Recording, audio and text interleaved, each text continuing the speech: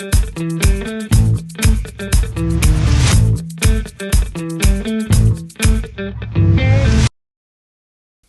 once again. I am so excited about this session. We are actually starting now with a technical side.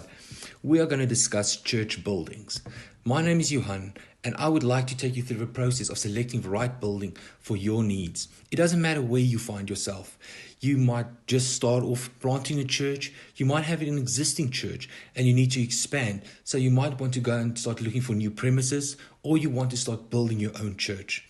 So we're going to go through all of these processes, but there's a lot of planning and preparation what needs to happen. So you might have to go to town council and get all those approvals, or start a company, register the church, start a Section 21 company.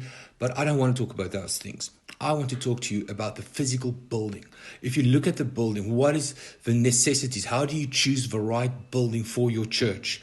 And how do you build the right building for your church? So we're going to go through a few topics, and I would like to touch on these topics. The topics what I would like to touch on is the facility requirements. What is the facility requirements? I'm going to give you a breakdown list of the things what I think is important. You might add some to those requirements, but I feel these are very, very important. The acoustication of the building. Why is the acoustication so important of the building? The power requirements of a building. Why is power so important? Then also, is it better to rent or buy the property? And we're also going to look then at the physical buildings. If you want to start a church and you want to start it from your own home, what are the pros and cons on that? If you want to plant a church in a tent, if you want to plant a church in a mall, we're going to look at malls, we're going to look at office parks. And if there was an existing church and it's up for rent and you want to take over the lease, what are the pros and cons on that? And lastly, we're going to look at when you want to build your own building. What is the planning phases? What do you need to plan for? What do you need to look out for? What is the traps? What you need to avoid? So we're going to go through this session now, and we're just going to take each topic one by one, and I am looking so forward to doing this with you. If we look at facilities, as soon as you walk into a building, what are things what you need to know? Obviously, as soon as you walk in, you know what you are looking for already. You want to be able to have enough room for church growth, that it will last you for at least 2 to 3 years. You don't want to have your first Sunday service and your church service is full. You need to have enough room for church growth. And this is one thing what you always have to take in consideration as well. But as soon as you have determined this is a building what you want to go have a look at, as soon as you're driving to the venue or to the building, look around in the area. What type of area it is? Is it very high residential, or are there a lot of shopping malls? That will determine what type of evangelism style you have to use. When you drive into the church, look at the building. Is there a lot of space for signage that you can notify the public that here is a church? And is it at an intersection? An intersection always helps. It is just a lot safer for your congregation, but we do know it's not always possible. But it's always nice to have. As soon as you drive into the premises, the first thing what you will see is the parking. Will the parking be enough? Is there enough parking for your whole congregation? Because you have determined how many people you want to cater and how big you can want to grow your church. If a parking is sufficient, then it's great. But you also need to look at the disabled. You need to have parking for the disabled, and the disabled parking have to be as close as possible to the entrance of your new building. As you walk into the building, you want to look at the capacity. Can this building obviously accommodate the amount of people you do want to cater for?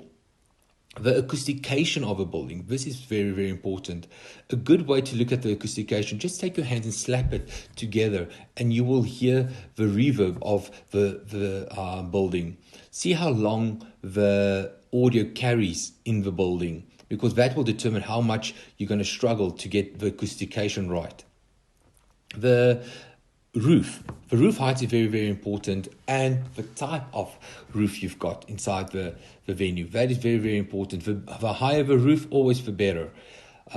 Look at the floor. What is the floor? Is it concrete or is it carpet or is it tiles? Tiles looks amazing, but it's not always the best.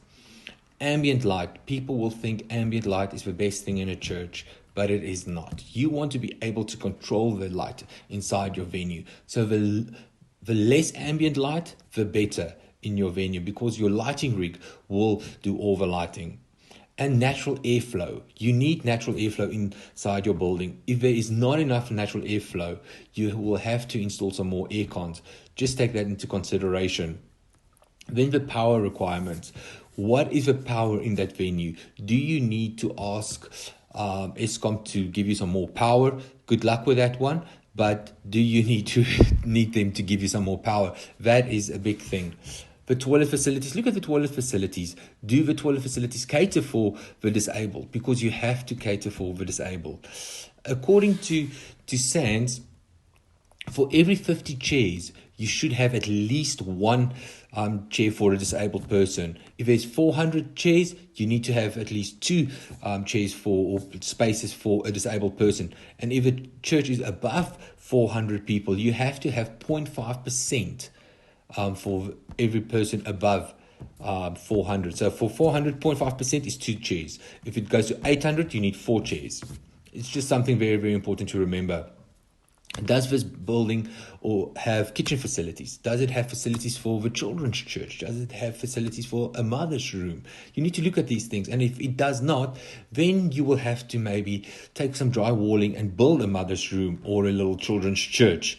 Take a floor plan of the building, and then you will do a layout. Say, this is where I want my stage. This is where I want front of house. I think we should have a mother's room here, and then we have to build a mother's room. Plan your room, plan the venue. It will do you no harm just to take a little bit of time. So I need a stage here. Okay, this is the size what I can handle the stage. This is the seating arrangement what I need. Plan the room. Plan. And then you need to look at emergency exits. Emergency exits are extremely important. I once spoke to a fire marshal. He said rule of thumb for him, if it's 150 people, you need at least one double door. For 300 people, you need at least 2 double doors. It's always better if you can have more, but you need to at least comply with that. That you will have at least 2 double doors for 300 people. But after all of this, you've gone through everything, and now you know, and you can go through the checklist. What do you need to do? Now you can start budgeting what you need to build or improvise with. If we look at the roof of a ceiling, there's 2 reasons why I said you need to look at the roof. It might be a rhino board. It might be, there might not be a ceiling, but if it's concrete, that's going to be a problem. Concrete is not a good material for a roof. If you have concrete, you've going to have 2 problems. The first one is going to be your acoustication. That's going to be a big one. And the next is installation. Because obviously you want to have a projector in the middle of a room, and now you can't have a projector there because there's no ways to run the cable to the projector. If you drill into the concrete floor, you are weakening the structure, and that is going to be a problem. You are not allowed to drill into the floor. You don't want somebody to fall through the beams or through the floor. So always remember this. And if you say, for instance, you have a projector in the middle of a room, and now you want to hang a projector there, how do you get the cables to it? You can't glue the cables to the roof, because in the middle of a service, the glue comes loose and falls on your congregation. So you always have to think about these little things. Okay. A concrete roof is a big no-no. Okay, you're really going to struggle. It's just going to give you heartache. I promise you that. So if we look at this facilities, go through your checklist, see what you want, see what you need. These are little things what you need to look at. And then we're going to look now at acoustication and how important is the acoustication. How do you fix the acoustication in a building? Remember what I said, clap your hands and listen to the sound. That will determine how much of acoustication or how much you have to treat the room to give you that sound what you do need. Okay, so now we're going to talk about acoustication. This is always a problem. It has its challenges. Every venue has its own acoustication issues. So we're going to have to look at how to get this fixed. There are 2 things what you want to do with sound. You either want to absorb it or disperse it. That's the only 2 ways of treating the room. But you also don't want the audio to spill over to the neighbors. You want to minimize that. And the best way to block sound is with brick, because sound does not carry through brick. But unfortunately, with brick, it's also not a very good product for acoustication, because it does not really absorb any sound. It just slaps the audio right back to you as a ping pong ball. So this is going to be a challenge for you. But there's ways that we can get around treating these problems. A concrete floor or tiles. People will think, let's put in tiles in the church because it's easy to clean. Tiles and concrete, the audio just bounces off it, and that's also going to give you a big acoustic problem. With the floor, if you can, well, I would definitely advise it that you do carpets. Carpets do absorb audio. Just take in consideration that these carpets have to be cleaned and is going to be high traffic. So try to get a very good carpet that you don't have to replace it every second year. Carpets are definitely a good way to go about. And also your chairs. A person will think, chairs, why do I need to worry about chairs? If you get chairs with foam and material, that will also help with the absorption of the sound, because if a chair is empty, it's going to absorb the sound. It will help. It will help, not a lot, but it will help a lot more than a plastic chair. A plastic chair will just reflect the audio's waves. And then we can say, okay, but now how are we going to treat these problems? So we've got a brick wall. How do we treat these problems? How do we get around these acoustication issues? How do we fix the room? So there's a lot of simple tricks what you can do. Like I said, the carpets and the chairs, those are two simple ones. It's not going to fix the room yet, but what you can use, curtains does absorb a lot of slapback audio, but try to get as thick as possible. The thicker the curtain, the better it will absorb the sound. And after that, if you still have issues, then you'll have to get an acoustic specialist out that they can start designing acoustic panels to get those frequencies out of that room. And that is very, very important, because sometimes there's a certain frequency what you just can't get out of that room, and you need to get a professional in just to help you to get that frequency just trapped in a acoustic panel.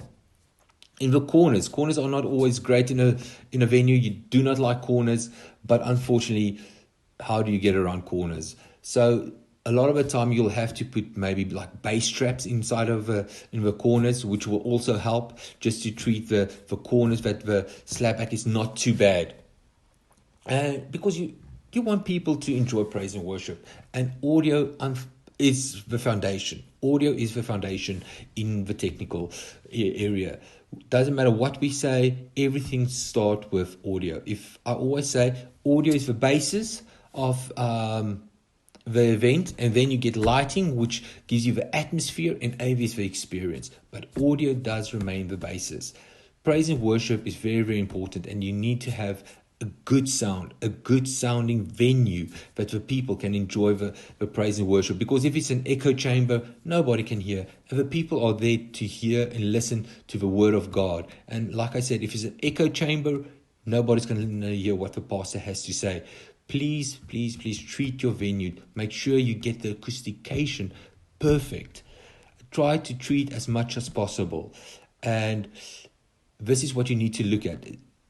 Like I said in the beginning, if you walk into the venue and you slap your hands, listen how long the audio carries. The longer it carries inside the venue, the harder it's going to be to fix it. So make sure you choose the right venue. Now I would like to move over to power. Power is so overlooked, so overlooked.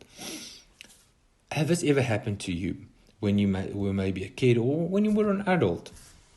You are on your bike and you're on a hill and you see the slope and you think to yourself, I'm going to do this. This is going to be so cool. And you tell your friends, please take pictures because this is going to be really, really awesome, or this is going to be really, really disastrous. And this will be one of those videos where everybody's just going to laugh at.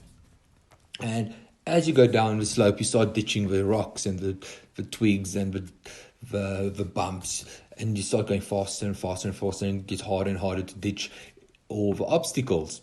And as you progress with speed, all of a sudden you get a speed wobble. And everybody know how that is going to end up in lots and lots of pain. This is the way power works. If we don't look at the power diagram from the beginning, it's going to go out of control. We have to plan for power.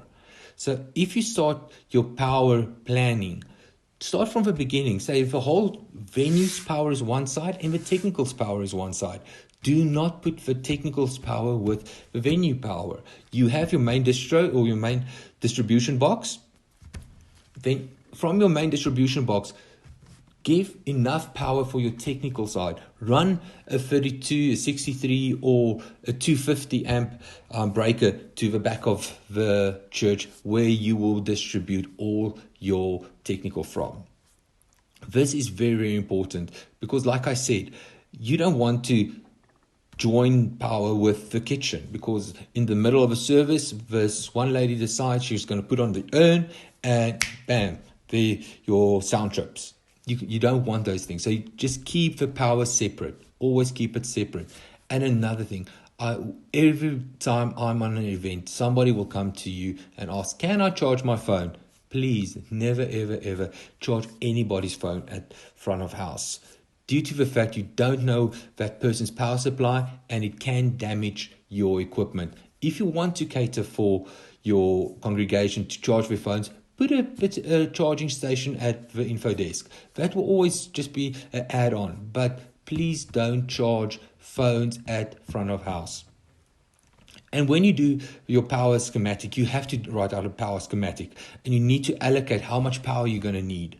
If you say, for instance, currently I need only 32 amp 3-phase power for all my equipment, but remember, you're going to expand on your rig. So always just help and preempt that you are going to expand the rig. You don't want to buy cable and then you have to rerun cable, because copper cables is expensive. It is expensive and it's going to get very, very pricey at the end of the day. So when you do your power grid, what you're going to need for your technical side, double it up or make it even more than enough. But you know you will never ever have to redo it.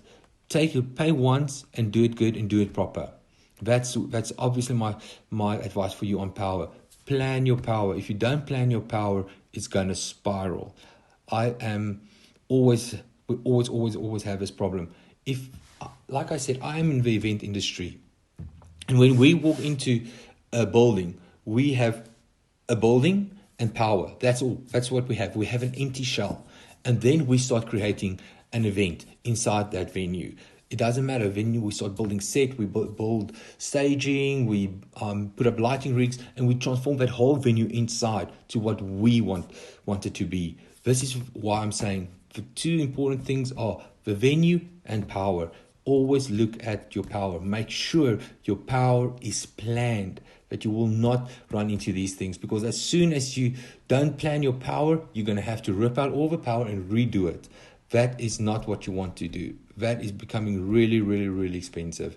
So plan it from the beginning. I'm going to emphasize again, plan your power, please. Now, if we look at venues, let's first look at, is it better to rent or buy a venue?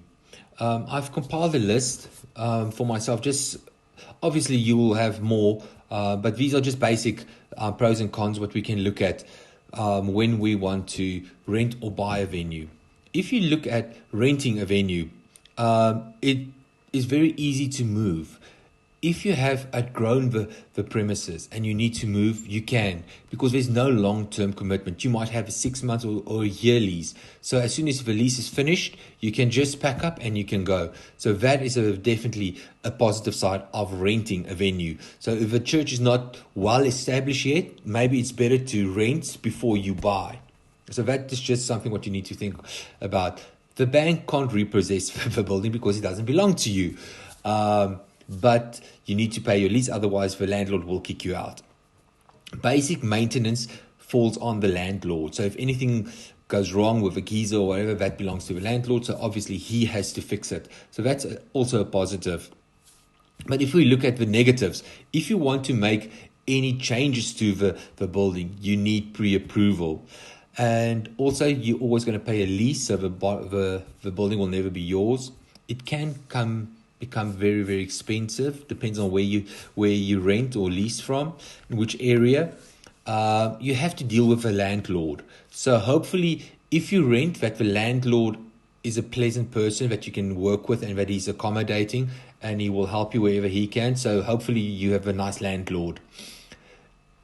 A big challenge is also when your lease expires and the landlord wants to sell the building or he wants to put new tenants in. Unfortunately, he can do that. So that's also a big negative for you.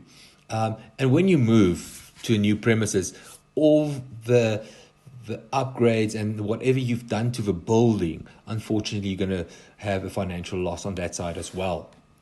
But when we look at buying a building, okay, so first of all, obviously the best thing about it is it belongs to the church. If you buy the building, you build the building, it belongs to the church. There is no request or any issues when you need to do maintenance on the building. You have a person on site, he does all the maintenance. You don't have, if you want to do any alterations to the building, you can just do it. If you want to do construction work, unfortunately, you'll have to get that approved by town council. But any minor things, there's no waiting period. You can just say, okay, please, this is what I want to do. Put up a speaker here, drill a hole here. So that's no problem because the building belongs to you. And also, all the investment, what you're doing to the structure, that money is not going to go to a loss. Obviously, because you're going to upgrade and you're going to build onto the venue, but you will not have a financial loss in that sense. But if we look at the negative side, it is going to be expensive. It is expensive, obviously. You have to meet this budget. You have to pay a bond now. And also a negative one for me is if you have outgrown your church, what then? That could be a big problem because now you have invested all of this money buying a building and you have outgrown it. This is why you need to pre-plan. You need to know where you want to go and what you can achieve. We will talk a little bit more about when you start building a building, what do you need to look for. But this is definitely a negative. You can outgrow your church. All right, now let's look at the physical venues. Let's start off with personal residence. You have decided you're going to plant a church and your family have agreed you're going to use a segment or section of your existing home to convert that into a church. So the first, definitely, which would also be a positive, is no additional rent.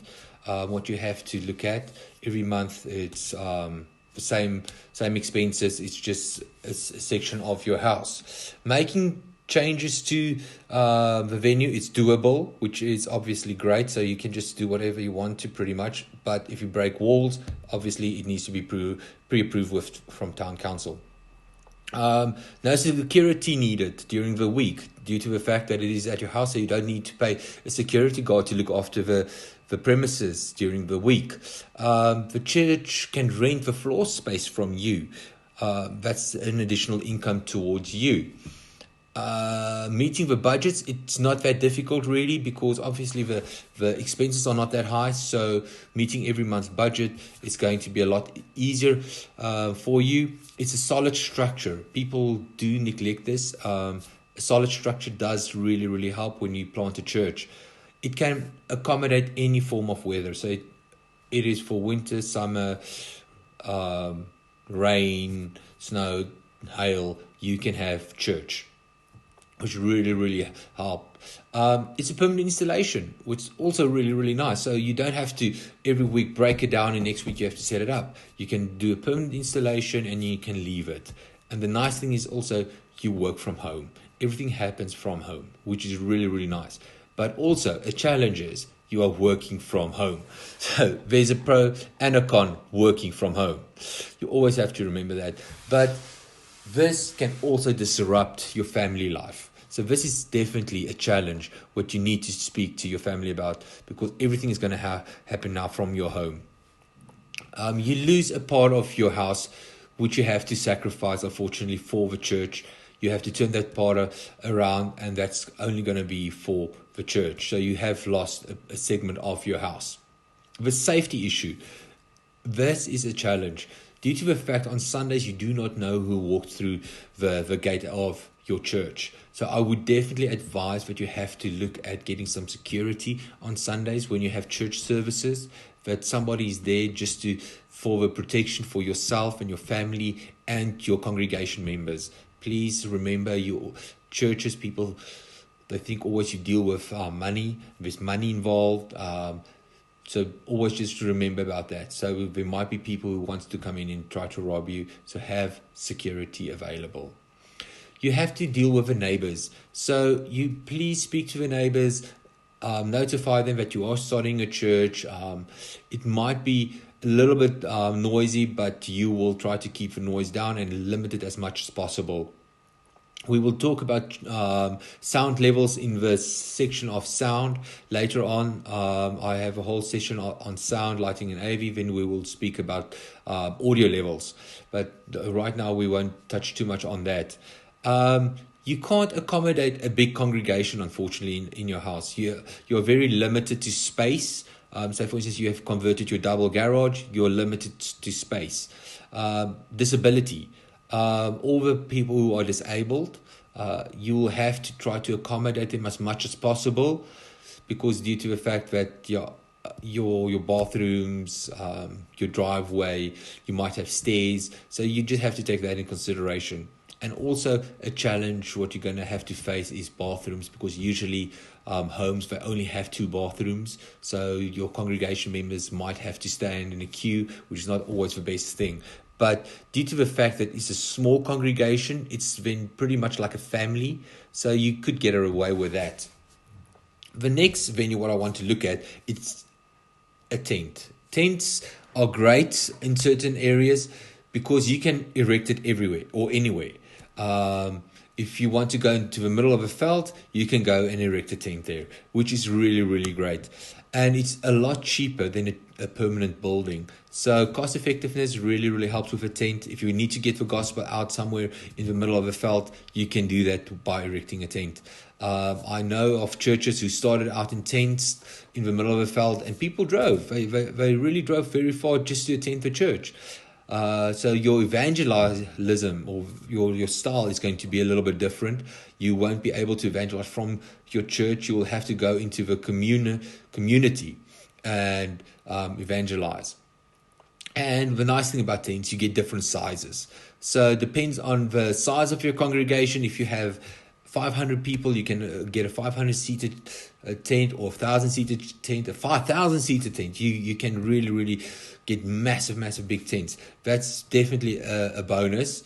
But if you look at the challenges, the location is a challenge. People will not always know of you and will know where you are. Depends on where you are going to erect the tent. Multiple venues. So if you have a tent, unfortunately, you will have to maybe rent another smaller tent for the children's church. That's definitely going to be a little bit of a challenge. The weather conditions is definitely going to affect you, due to the fact if it rains, then the rain is going to just come into the tent. So it's going to be a little bit of a challenge when it rains, or when it's hot and when it's cold. The tents really do get hot and cold. We do some venue or some events in marquees.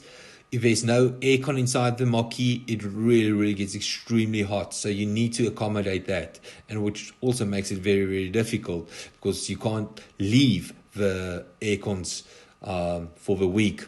Security, like I say, you can't leave the aircon, so you can't leave your equipment. You can't do a permanent installation in the tent, because if you're not there for the week, people will steal your equipment.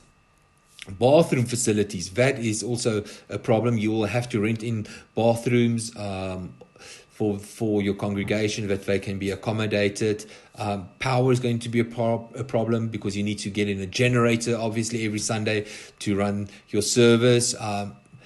The disability, that's a little bit of a problem, due to the fact that obviously the people need to get out of their cars, and the wheelchairs is going to be grass and rocks and stones. So that's going to be a little bit of a problem for them as well. Rigging points, unfortunately, you won't be able to do any rigging points in a tent. A tent is not constructed to have any form of rigging points. So that's going to be a little bit of a challenge due to the fact that there's no way you can have any equipment in the middle of the venue. You'll have all your lighting, all your projection from the sides. So that's going to be a little bit of a problem as well for you in a tent. So a tent has a little bit more challenges than advantages, but it's a good way to start as well if you need to get somewhere where there is no physical buildings. If we look at malls are, it is an option. We can definitely look at malls. It's safe and it's secure, so that's never a problem. You don't have to worry about additional security. It accommodates all 4 seasons of weather, so you don't have to worry about rain or snow, or not that we really do get a lot of snow in South Africa, but you don't have to worry about that. It's a solid structure. You don't have to worry about bathroom facilities. There's a lot of bathroom facilities. There's more than enough parking. The nice thing about malls also is after the service, you can go to coffee shops. It's just around the corner. You've got all these coffee shops available to you. So that's always a very nice positive. You get lots of exposure from all the general public. It's a permanent installation, and obviously the venue as well, or the shopping mall, they do cater for disabled people, so you don't really have to worry about the disabled people due to the fact that the mall do cater for them. But the challenges, it can be really expensive. Malls do tend to charge per square meter, so the bigger the floor area, the more you're going to pay. Children facility. Obviously, if you need to add more children facility, that's just going to add more to the expenses. The general public might be a little bit of a challenge.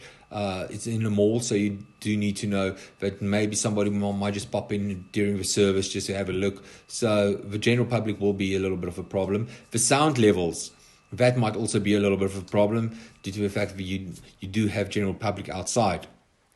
Alterations, that needs approval. That will also be a little bit of a challenge. Power, that might also be a little bit of a problem for you due to the fact you need to make pre-arrangements and they need to pull new power if you need to run new power. The mall's trading hours might also be a little bit of a problem. And also in the malls, rigging points might also be a little bit of an issue due to the fact that most probably you're going to have a concrete ceiling. If you've got rhino board, then maybe you can do some rigging inside the ceiling. But also just remember, please do not drill into the floor. You are weakening the structure and you don't want to bring the whole structure down. If we look at office parks are also great. It's not as expensive as malls, which is also great. It is safe and secure. Usually office parks, they do have booms and security, so you do have security for your church. It accommodates all 4 seasons, which really help. It's a solid structure. Bathroom facilities, they do have bathroom facilities. Parking should be fine. You can do a permanent installation. You don't have to take it down and set it up every single Sunday, which does help.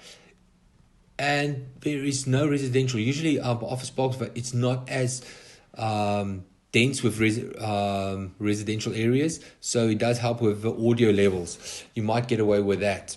But then also on challenges, children's facilities, it might not have any children's facilities. Alteration need approval. The power might be a little bit of an issue because obviously this is a office park, and office parks, they do not cater a lot of power for your specific building. The trading hours, I don't think the trading hours will be too much of an issue, but maybe you might have some challenges there if they do close their gates. It's very secluded, so you need to go out a little bit more into the community to do evangelism. The disability, office parks usually do cater for the disabled, so that should not really be a challenge, but maybe this office park, just keep it in mind, always for disabled. In an office park, they also do not cater for rigging points because they never think of we might have to hang something in the middle of a roof. But also with an office park, the roof is going to be most probably very low. You will have a 2.1 to 2.5 roof, which might be also a little bit of a challenge. So always just think about that as well. And if you go into an existing building or a church building, there is lots of advantages in that as well. So, first of all, it's already established the building. It's a secure building. You can do permanent installations in the building, which really, really help. There should be children facilities available for you. There should be mothers' rooms, bathroom facilities should be no problem.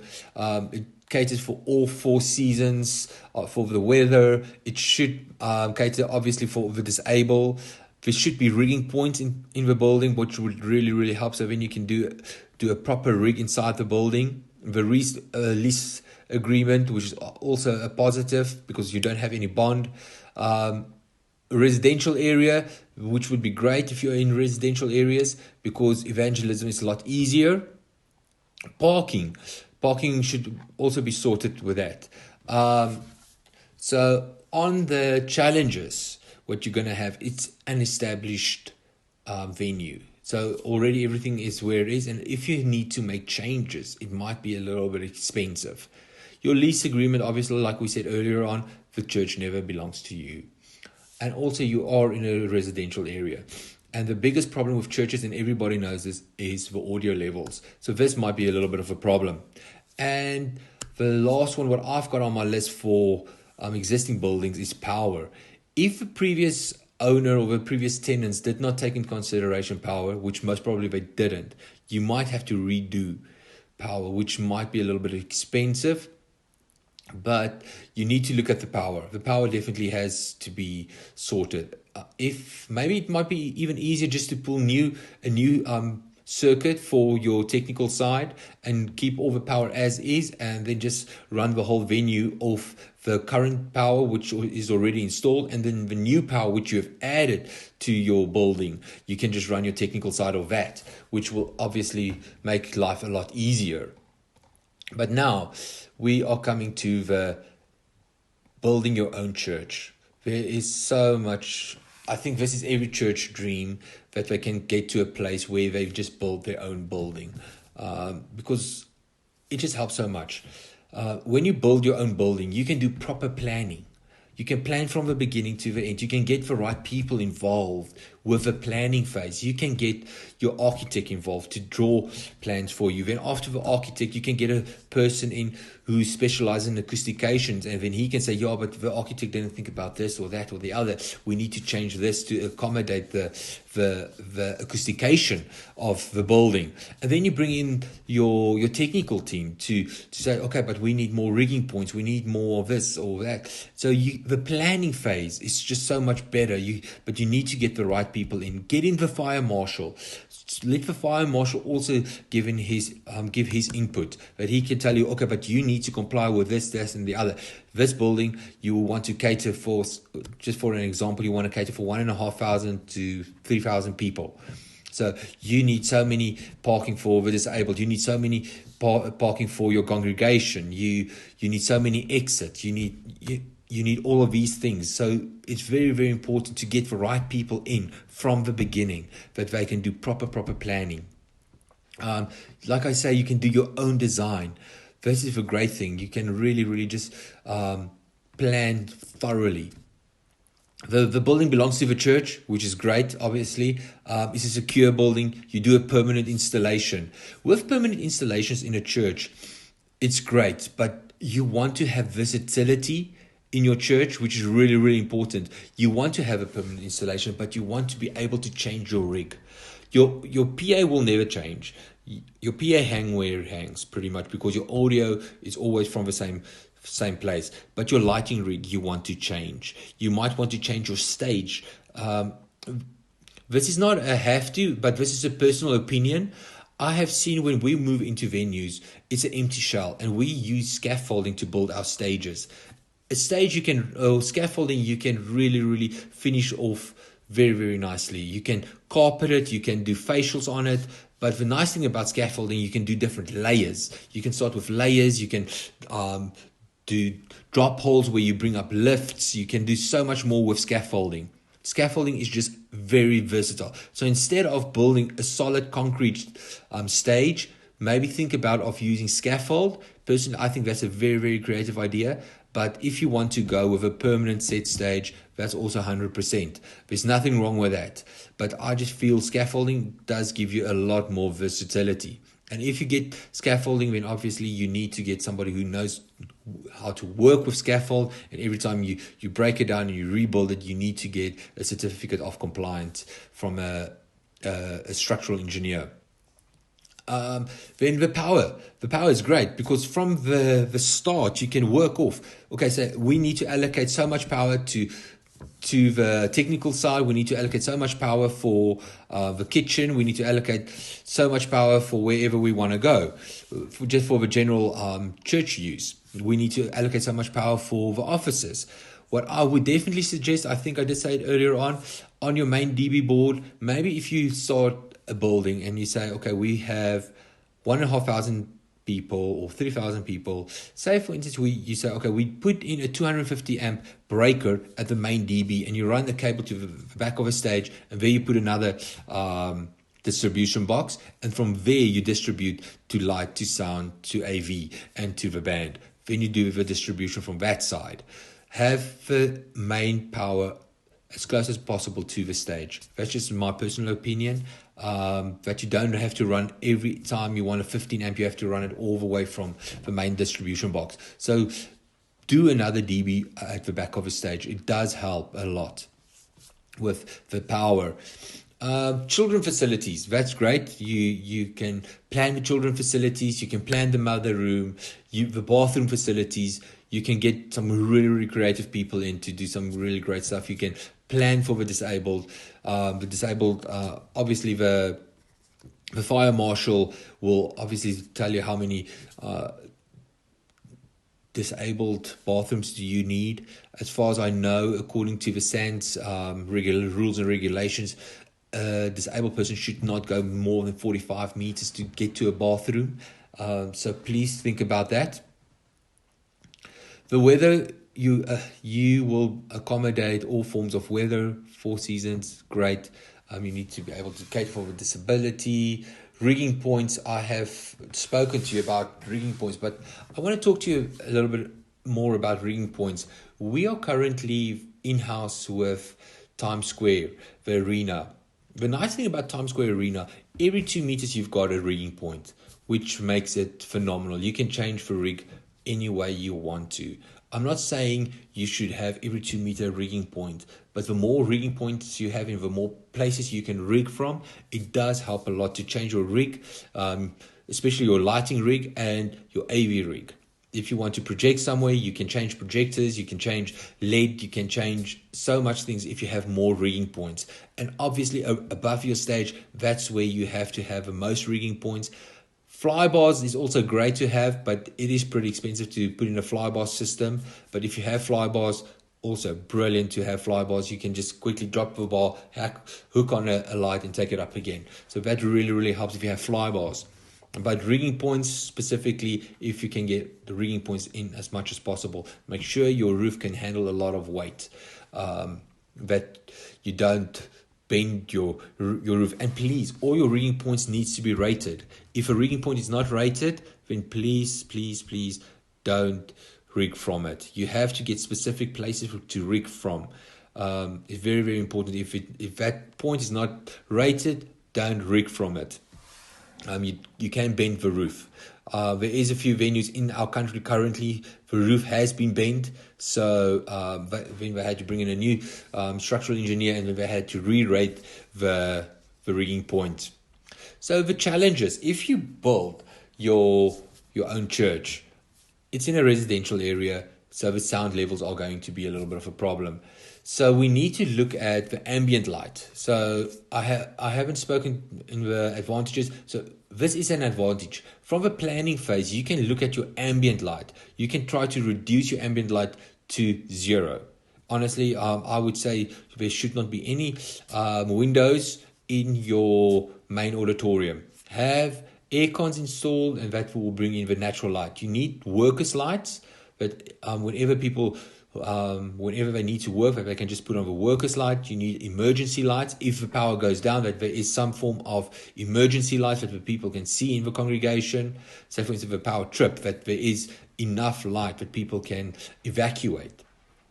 But ambient light, please try to control ambient light as much as possible, because if the ambient light cannot be controlled, you're really going to struggle. The roof, I would also suggest always in a church, needs to be black. Try to make your roof black and try to get as much as possible height in your church. When you plan your church, at least try 8 to 10 meters. The higher the roof, the better. Please, if you can go as high as possible, 8 to 10 meters would be amazing. On a 1,500 seater church, maybe 6 meters as well, but 8 at least. It will definitely help with your audio and will definitely help with your lighting rig. With a negative, when you build your church, obviously the church budget needs to be met. That is going to be a big thing. You need to meet that every single month, which is really going to be a challenge. A negative thing as well is, say for instance, you've got a 1,500 seater church and you outgrew the premises.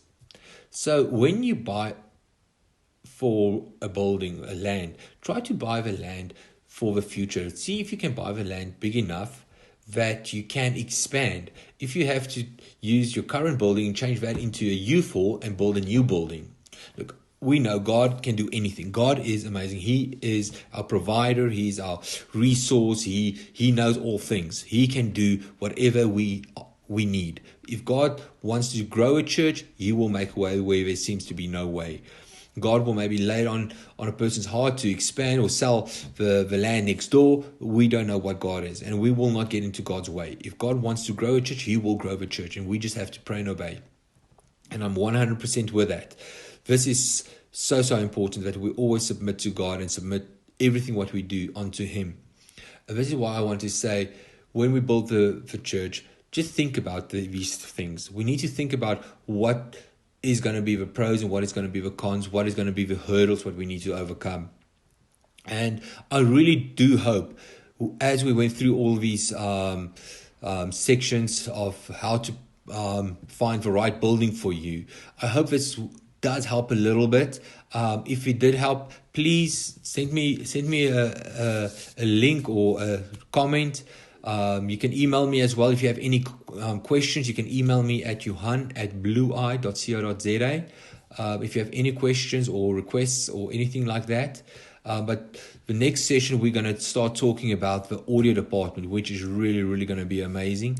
So I'm looking forward to speaking to you again, and please be safe, and God loves you, and He's going to do amazing things through your life. In Jesus' name.